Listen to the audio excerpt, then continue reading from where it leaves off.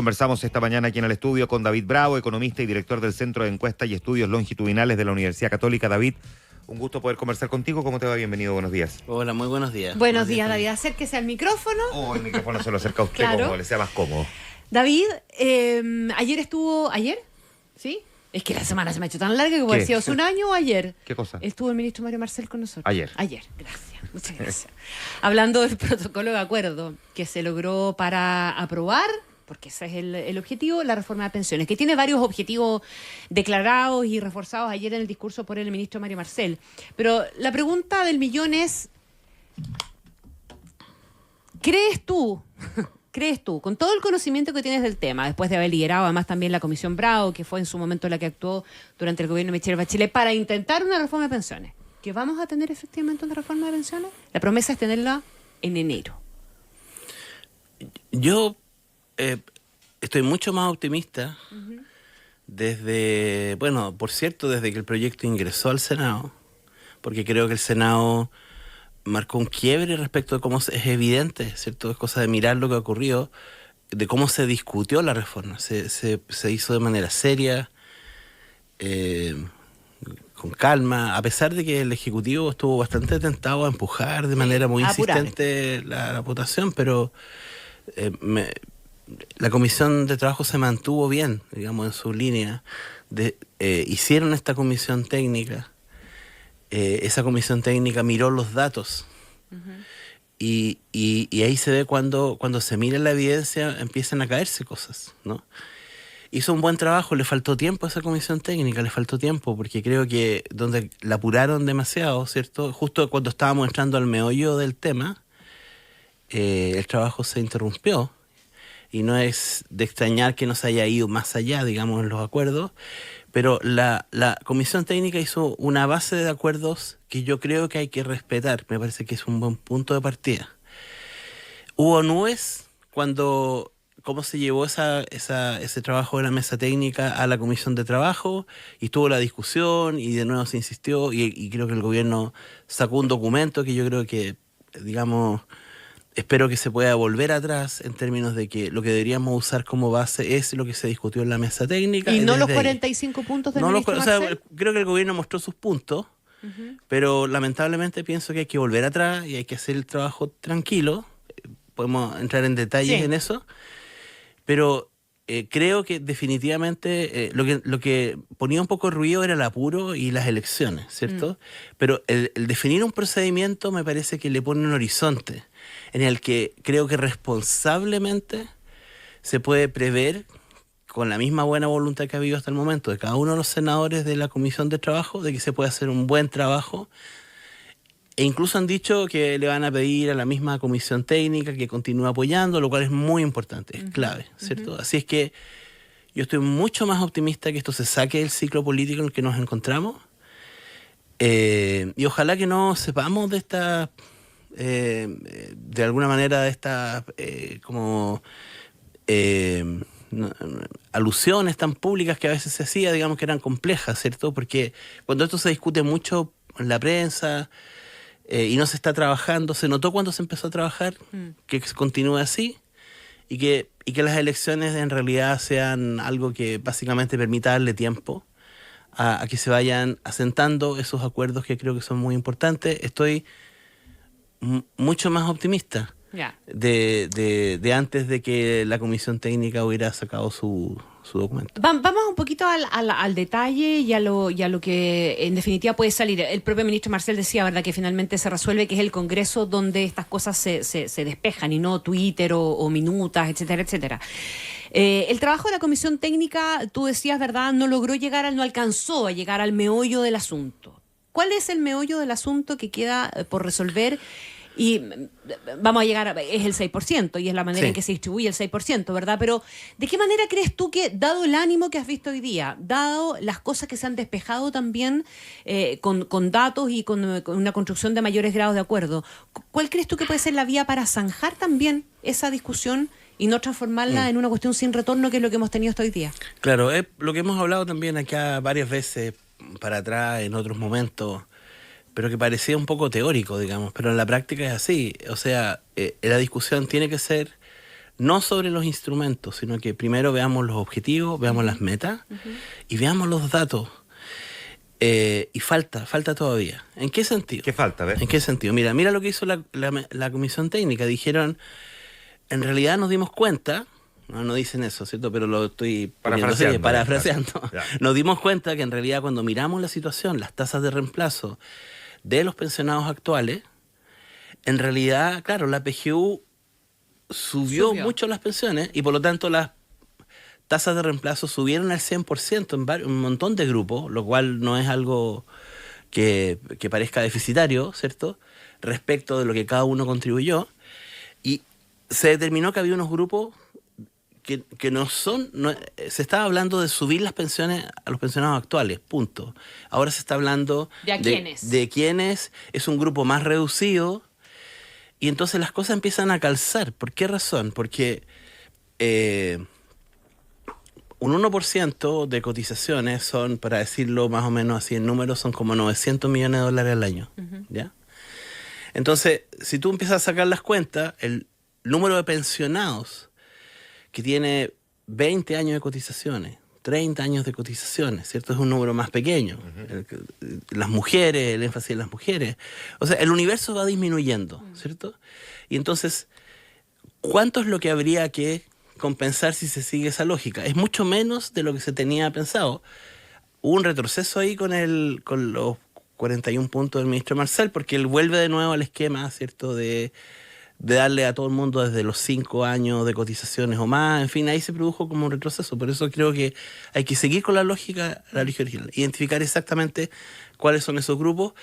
Y una vez que determinemos de qué estamos hablando, es como lo que correspondería saber cómo se financia, ¿cierto? Porque si me dice que son 200 millones de dólares, bueno, ahí está la fracción del 1%, ¿cierto? ¿De qué estamos hablando? Si es que fuera cotización, se podrá tener la discusión sobre si deben ser recursos fiscales o algún otro sistema, o el préstamo, todo eso que se empezó a hablar, ¿cierto? Pero primero pongamos los números todavía no están claros, y voy a explicar bien por qué, porque yo creo que lo que le faltó a la comisión fue... Uno, discutir sobre las tasas de reemplazo. Lo que estuvieron haciendo es usar la definición del gobierno sobre la tasa de reemplazo definida como la última remuneración. Pero ahí está, digamos, esas tasas están infladas, por decir algo. Están subestimadas, ¿cierto? Entonces se magnifica el problema. Si uno toma una tasa de reemplazo de los últimos 10 años, vamos a ver que las tasas de reemplazo son más altas. Y también hay un tema técnico, ¿cierto? Que el gobierno no computa los ceros. Entonces, cuando yo digo, mira, yo gané 600 mil pesos el último mes en que trabajé, pero el último año en que yo trabajé un mes de 12. ¿Gané 600 mil pesos o gané en realidad 600 mil dividido por 12, claro, ¿cierto? O sea, ¿cuál era mi estándar de vida al momento? O sea, se está usando uno particularmente bajo. Entonces yo creo esa es porque hay distintas formas de acercarse y de calcular las tasas de reemplazo, ¿verdad? No es que esté mal uno o esté mal el otro, lo importante es transparentarlo y saber yo creo que ese está mal. qué consecuencia tiene. Claro, yo creo que ese está mal. Ya, está bien, pero hay distintas formas de calcular la tasa de reemplazo. Sí, hay distintas formas. Y la pregunta que debería sincerarse es ¿qué base de comparación estamos utilizando? O sea, porque en el fondo lo que digamos así, las tasas de reemplazo lo que dicen es cuánto es la pensión respecto del estándar que tenías tú cuando eras trabajador activo y cotizando, ¿cierto? Y por lo tanto, ¿cuál es ese estándar? El de un mes suelto por ahí, digamos, pero en realidad tú no cotizabas 12 meses al año, sino que cotizabas menos. Digamos, ese es el tema, ¿cierto? Entonces por eso es que a lo mejor uno toma un periodo de 10 años o algo así, eso debería ser mejor. Pero ahí falta despejar cuál es el estándar que vas a ocupar. Lo cual es muy importante porque, como ha señalado Joseph Ramos y muchas otras personas, digamos, a lo largo de este tiempo, lo importante es decir cuál es la tasa de reemplazo razonable a la que deberíamos apuntar, ¿cierto? Porque se sigue hablando de 70%. Sí, en el marco del gobierno, del ministro Marcel, sí hay un tema importante. Él habla de 70% tasa de reemplazo para tenerla como horizonte considerando los últimos 10 años. Entonces ahí él fijó algo que me parece a mí muy importante, él, el gobierno, ¿cierto? La ministra Jara. Entonces ese podría ser un camino, pero no es la base sobre la cual se hizo la discusión en la mesa técnica. Sí. Entonces... Ya, la mesa técnica tiene que volver sobre eso. Sí, porque las tasas de reemplazo les van a subir, ¿cierto? Y entonces si es así, miremos dónde está. Ahora, ¿qué le faltó, creo yo, a este análisis todavía y qué es lo que hay que hacer? No es que uno diga, mira, díganme qué tasa de reemplazo quieren. 70, 80, bueno, 100, digamos, lo que sea, ¿no? O sea, lo que hay que hacer es mirar también los pensionados futuros. Y los pensionados futuros, tenemos muy claro lo que los pensionados actuales, cuál sería su tasa de reemplazo, podemos mirarlo, pero nosotros necesitamos poner a la misma altura las pensiones de las proyectadas para los próximos 5 años, 20 años, 50 años, 70 años, ¿cierto? Hoy día, sin reforma. Eso es lo que necesitamos saber. Porque claro, nosotros podemos estar ahora mirando cuáles son los problemas de las personas que ya se pensionaron, pero resulta que la brecha en cualquier definición de tasa de reemplazo con los pensionados del próximo año y de 30 años más y 50 años más es muy grande. Las pensiones futuras son todas mucho más bajas. Entonces la reforma hay que hacerla poniendo en igualdad de condiciones, digamos. Nadie está hablando, ¿cierto?, de los pensionados futuros, y entonces eso le corresponde hacer al legislador, al gobierno. No puede ser que simplemente vamos a dejar esto, vamos a poner todos los recursos en las pensiones actuales. No puede ser, digamos, puede ser más conveniente, digamos, para... Sé que la frase puede ser malinterpretada, eso de que nadie está hablando de los pensionados futuros, que en estricto rigor sí se ha estado discutiendo, pero aquí apuntas cuando dices que nadie está hablando de esos pensionados futuros para que se entienda bien, porque parte de esta discusión ha sido cómo mejorar las futuras pensiones y al mismo tiempo mejorar las actuales. Que necesitamos, cuando se hable de tasa de reemplazo y con la misma precisión que se dice, bueno, en realidad identificamos que había unos grupos que tienen unas tasas de reemplazo relativamente más bajas respecto a una meta, ¿cierto? Que son estos que tienen entre 20 años de cotizaciones, mujeres, eso etcétera. Hoy día. Claro. Hoy día, pero, perdón, ¿cuál sería la situación de los que tienen que en 5 años más se pensionen, en 10? Cuando eso se vea, se va a identificar que hay unas brechas enormes, ¿cierto? Entonces, con el gentil auspicio de los retiros y otras cosas más. Bueno, digamos, claro. Bueno, y ese es otro tema, por ejemplo. O sea, cuando decimos... tenemos que a esas personas que tienen 15 años de cotizaciones o 20 pensionados, pero que hicieron retiros, ¿les vamos a dar igual la compensación o no? ¿Cierto? O sea, hay ciertos detalles que hay que mirar, digamos, porque bueno, así los pensionados futuros, claro, están muy afectados por los retiros y la rentabilidad es baja. Entonces, lo que deberíamos tener, yo creo, es números, falta todavía muchos números que digan, ok, antes de cualquier medida, las tasas de reemplazo, y lleguemos a un acuerdo cuál es digamos, tomemos una como la que propone el gobierno, 10 años ahora, perfecto, pero pongamos todos los números ahí, los pensionados actuales, los pensionados de 10 años más, de 20, 50, y entonces ahí vamos a entender, a mi juicio, por qué es tan importante que la mayor fracción posible de la cotización vaya a cuentas individuales, porque eso es lo que va a hacer, ¿cierto? Es lo que va a tener efecto para subir las pensiones futuras. David, entonces, cuando tú dices que esta debe ser siempre la primera discusión, eventualmente podría derivar, una vez que se tengan esos cálculos, en que a lo mejor no era un 6%, sino que era un 7, un 8%. Lo más probable es que haya que seguir subiendo en el tiempo, pero en este minuto como... digamos, creo que además, y tampoco el 6% va a ser de una vez, no, ¿cierto? O sea, el 6% va a ser escalonado y yo creo que va a ser en más de 6 años, digamos, no es prudente subir hoy día, por ejemplo, en un punto la tasa de cotización, yo creo, digamos, con la situación del mercado laboral. Entonces, esto va a ser más lento, ¿cierto? Y probablemente vamos a necesitar más que 6 puntos. Pero hoy día en la discusión yo creo que sí, claro, empezamos a hablar de 8, 9, puede ser que se enrede, es algo que vamos a tener que ir mirando, pero tenemos que tenerlo presente, ¿cierto? Hoy día en la discusión no podemos estar tomando decisiones que después le van a quitar posibilidades de mejorar a las personas que vienen. Son tan importantes las personas que hoy día tienen una pensión, como por ejemplo me encontré con alguien el otro día que me dijo que tenía su hija de 3 meses, digamos, bueno, esa niña, digamos, que nació, ¿cierto? En 60 años más, digamos, ella es la pensionada, ¿cierto? 65, ojalá que sea 65, digamos, se pensiona a los 65 en esa época, digamos, ¿cierto? No estamos hablando de edades de jubilación, por ejemplo, ¿cierto? Perdona, Sí. que Juan Antonio Coloma, presidente transitorio, reemplazando a Iván Moreira en la Comisión del Trabajo, planteó este tema y también, por supuesto, que surgió la crítica política cuando él dijo no estamos mirando la de jubilación y que, o sea, estamos viviendo más. ¿Por qué esa discusión nunca está arriba de la mesa? No está arriba de la mesa porque es lo que hemos visto en todo este periodo, ¿cierto? Hemos visto que la gente, siendo algo tan impopular, el oponerse a los retiros, hemos visto cómo se esquiva el tema, ¿cierto? Por ejemplo, el tema de los retiros debería ser parte también del acuerdo político. Para a mi ponerle juicio. candado, digamos. Pero no es algo que se explicita, ¿cierto? No, de hecho lo que vimos fue lo contrario, que si no se apuraba la reforma, habían algunos que estaban dispuestos al retiro. Claro, o sea, estamos permitiendo que se haga una extorsión, ¿cierto?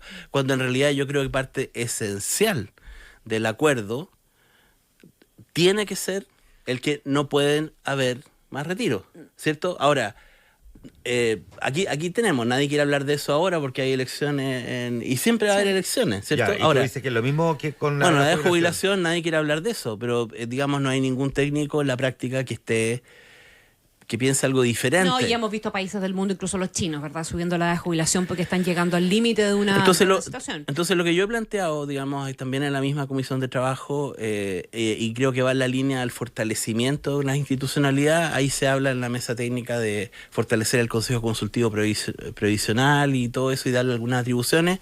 Para mí hay que ser más drástico en eso.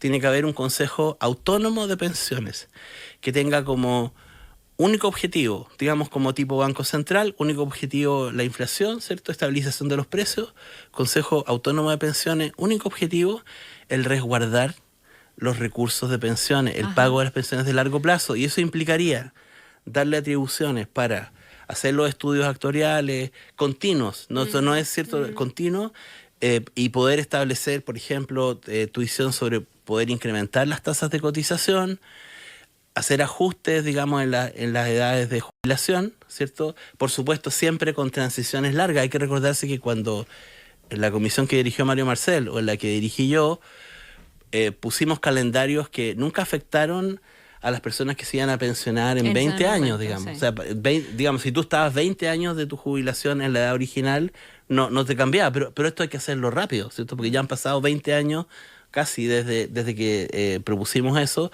y la edad no cambia, ¿cierto? Entonces ahora se quiere abordar el tema de la tabla, afectar el tema de la longevidad mayor de la mujer, lo cual está muy bien, pero no estamos cambiando la edad de jubilación. Y la edad de jubilación es lo que explica 40% de la menor. No, y no nos estamos metiendo en el mercado laboral, que sería un capítulo aparte, ¿verdad? Que también es una de las razones detrás de la situación que tenemos en materia de pensiones. David, ¿crees tú que está llegando el momento de, o que estamos ante la posibilidad de que esta discusión no se desideologice, porque es imposible, pero por lo menos pierda un poquitito de esa carga ideológica que la marcó durante tanto tiempo? Porque tú recordabas la Comisión Marcel, la comisión que tú también presidiste durante el gobierno de Michelle Bachelet. Las cosas han cambiado mucho, las visiones de todos ustedes han cambiado mucho, la tuya, por cierto, ha cambiado harto. En comparación con las recomendaciones que en su momento se hicieron o con lo que tú mismo podrías haber señalado en el tiempo. ¿Cuánto ha cambiado eso, la carga ideológica, para poder llegar finalmente a una conversación distinta y un poquitito más técnica? Ha cambiado, yo creo, en el caso del país obviamente ha cambiado mucho respecto de la situación del estallido social y luego el fracaso de la Convención Constitucional, ¿cierto? Eso creo que tuvo un efecto importante. La discusión se ha puesto más razonable, pero también ha cambiado porque, bueno, tenemos datos. Yo siempre he dicho que cuando me tocó en 2014 trabajar en la comisión que me designó la presidenta Bachelet, lo primero que hice fue ir a buscar datos a la Superintendencia de Pensiones, y esos datos no los tuvimos. Uh-huh. Entonces, cuando uno tiene la información que ahora tenemos, que ahora sí la tenemos, que tiene que facilitarla más todavía, creo yo, para efecto de que tengamos la misma información la superintendencia de pensiones, el gobierno, ¿cierto? Y los que están haciendo cálculos, creo que se facilitan las cosas. Porque entre medio, obviamente, aquí fue lo que cambió también, vino la PGU, ¿cierto? Entonces tuvimos una cosa dramática como fuera de los retiros, pero vino la PGU, y la PGU subió las pensiones fuertemente. Entonces, no porque haya sido aprobado en el gobierno anterior o en el límite de los dos gobiernos, yo no puedo decir voy a partir de cero. O sea, si no miramos los números, cambió el escenario base completamente, ¿cierto? Eso es lo que está pasando hoy día. Estamos reconociendo que el escenario base cambió y que por lo tanto tenemos que ir a objetivos y no a instrumentos. Y aquí hemos estado enamorados de los instrumentos. O sea, el que dijo es que aquí... Enamorados de los instrumentos con diagnósticos equivocados por falta de datos. Además, o por no mirar bien los datos. Además, y con eslogan, ¿cierto? Básicamente, bueno, vamos desde el no más FP hasta esta plata es mía, digamos, ¿cierto? O sea, estamos como concentrados en los instrumentos, ¿cierto? Que en verdad hacen que la discusión sea muy difícil. Y mientras hablamos, cada año, como hemos visto, el proceso de envejecimiento se está agudizando porque... El tema de la caída en la tasa de fecundidad, ¿cierto? Básicamente de fertilidad, lo que está haciendo en la práctica es agudizar el problema, y Chile está siendo uno de los países, ya era de los que estaba envejeciendo más rápido, cada vez menos, y por lo tanto no es una fórmula el hacer como que, bueno, aquí entre todos nos vamos a ir ayudando, digamos, entre distintas generaciones. No va a ser así. O sea, no podemos confiar en un mecanismo que permita hacer un pozo, ¿cierto? Y, digamos, eso tiene cada vez menos efectividad. Y por lo tanto, lo que corresponde hacer es mirar los números, ¿cierto? Pero hay que traer el 2040 acá, al presente. Hay que traer el 2060 al presente. Porque los números de personas mayores van a ir subiendo de manera bastante radical. ¿Y tú crees que la informalidad del mercado laboral, que tiene consecuencias en el mundo también de las pensiones y en la carga que el Estado va a enfrentar en el futuro, también va a cambiar o se va a... Bueno, eso hay que hacerse cargo, ¿cierto? El tema, como lo hemos hablado otras veces, yo creo también acá mismo, el problema que tiene el tema de la informalidad es que no es un problema de alguien, es un problema de todos, pero no es de nadie, ¿cierto? Nadie está a cargo del tema. No tenemos a quién ir a...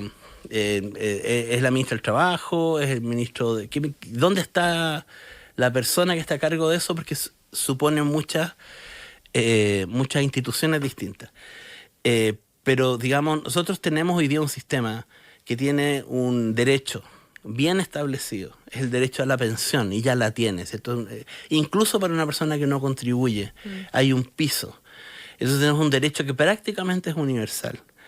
Y lo que nos falta es definir la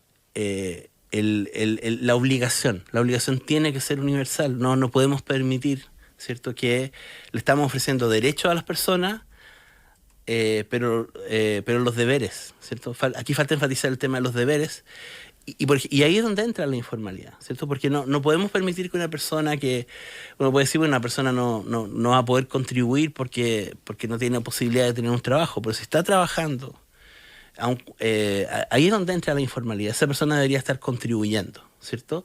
Porque va a tener un derecho después, ¿cierto? ¿Cómo lo obligas? Entonces, por ejemplo, hoy día la norma que tenemos sobre obligatoriedad para los independientes corre solamente para los que tienen honorario, ¿cierto? Y eso creo que fue una buena noticia, pero recién estamos llegando, digamos, a los niveles que quería, pero ahí tenemos 10% de las personas. ¿Qué pasa con el otro 90%? Esa fue una propuesta de la Comisión Marcel. Claro, exacto. Recién ahora. Desde el 2006, pero se fue chuteando porque nadie lo quiere hacer. Casi 20 años. Es como que le vamos a dar una mala noticia, le vamos a bajar el líquido a las personas, o en este caso la devolución de impuestos va a ser más chica, claro, ¿cierto? O simplemente no va a estar. Pero ese es un mecanismo, ¿cierto? Pero necesitamos generar mecanismos para todo el resto de los trabajadores. Trabajadores de plataforma, por ejemplo, hoy día... Bueno, como efectivamente se puso la norma de que las plataformas, Uber, en fin, todo esto, básicamente ahora lo que tienen que hacer es como centralizan con la ley laboral, entonces honorarios entran por esa vía. Pero tendríamos que mirar cada tipo de trabajador y puede que haya distintas soluciones. Y obviamente lo otro es mirar cuáles son aquellas cosas que lo que están haciendo es desincentivar, ¿cierto?, las cotizaciones, la formalidad. Pero hay que ponerse a trabajar. Ahora, para muchas de esas cosas no se necesita ley Y entonces la pregunta es por qué no la hemos hecho, ¿cierto? Porque tal vez eso es gestión, es mucha gestión, y donde se necesita ley, ese organismo ágil debería decir, acá necesitamos una ley, porque yo no puedo ir más allá, pero para este grupo acá están las ideas. Esa es la parte que nos falta y la que creo que tenemos que seguir trabajando en paralelo mientras avanza esta reforma. Se nos va el tiempo, pero me gustaría al menos hacerte un par de preguntas. La primera, yo sé que no es como llegar y preguntar y que me deja al tiro todos los datos, porque esto requiere un análisis un poco más profundo, pero ¿cuán profundo puede ser el impacto laboral por el cierre de Huachipato? Va a ser importante en la región del Biobío, las regiones que están más rezagadas respecto de la situación prepandemia. Eso que miramos a nivel general, que todavía faltan cerca de 210.000 empleos para llegar a la situación de, digamos, previa a la pandemia. Todavía no nos recuperamos, ¿cierto?, de la pandemia. Cuando uno los mira regionalmente, están muy concentrados en el sur. La región metropolitana, por ejemplo, ya recuperó su situación prepandemia. Esa puede ser una buena parte de la explicación de por qué no nos preocupamos del tema, ¿cierto? Pero si uno va al Maule, va al Biobío, entonces 20.000 empleos es una crisis, creo yo. O sea, en la región es una crisis. A nivel nacional, obviamente, no va a pegar, pero esto va a estar concentrado en una zona que no ha sido atendida de manera adecuada, ¿cierto? Y hablo ahí de las regiones también de la Araucanía. En fin, entonces, muy importante, es lamentable, ¿eh? O sea, evidentemente es lamentable, y también por otro lado creo que se tiene que reconocer que ahí el gobierno sí hizo gestiones, ¿cierto? Uh-huh. Hizo gestiones importantes y esta es una mala noticia obviamente para todos. Bien, pues se nos fue el tiempo volando, ¿no? Queríamos conversar contigo también de mercado laboral, pero esta es la excusa para invitarte de nuevo en los siguientes días. David Bravo, economista y director del Centro de Encuestas y Estudios Longitudinales de la Universidad Católica. David, muchas gracias. Gracias, David. Un gusto. Un gusto.